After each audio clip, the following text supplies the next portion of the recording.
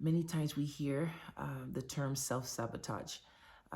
A lot of times we sabotage relationships because when they become too close, when they become probably exactly what we've been looking for, we actually do something unconsciously or subconsciously to destroy that relationship. If this sounds like you, potentially you have the disorganized or the fearful attachment style. Hi, my name is Deidre, here to provide helpful tips, tools, and therapy resources. We are in part 3 of the attachment styles, and in this attachment style, we are discovering that people who have this attachment style tend to come from backgrounds that have had neglect, abuse, and a lot of trauma, where the behaviors of their caregivers and their loved ones have been extremely inconsistent and unpredictable. And so they find themselves now growing with that same way of communicating and behaving. It's inconsistent. You want the love, but you reject the love in some way. You want the intimacy, but you end up finding that you're doing something or saying something that pushes people away. And while people love you, they may find it difficult to deal with the push and pull dynamic in the relationship or in the friendship. A lot of times, people who have this attachment style, unlike the anxious attachment style that we talked about in part 1, you actually want people to be close. So now we have to work on how to keep people close. You want them there, but you tend to push them away.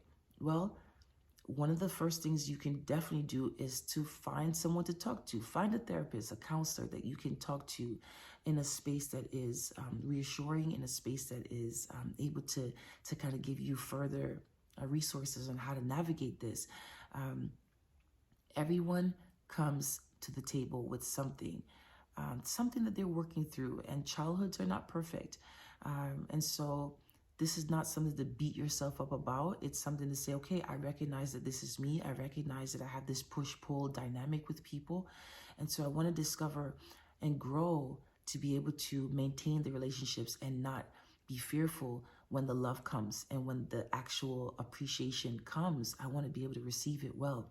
And so when we think about the fearful or the disorganized attachment style, we're thinking about a situation where you have what you've been looking for, but you throw it away.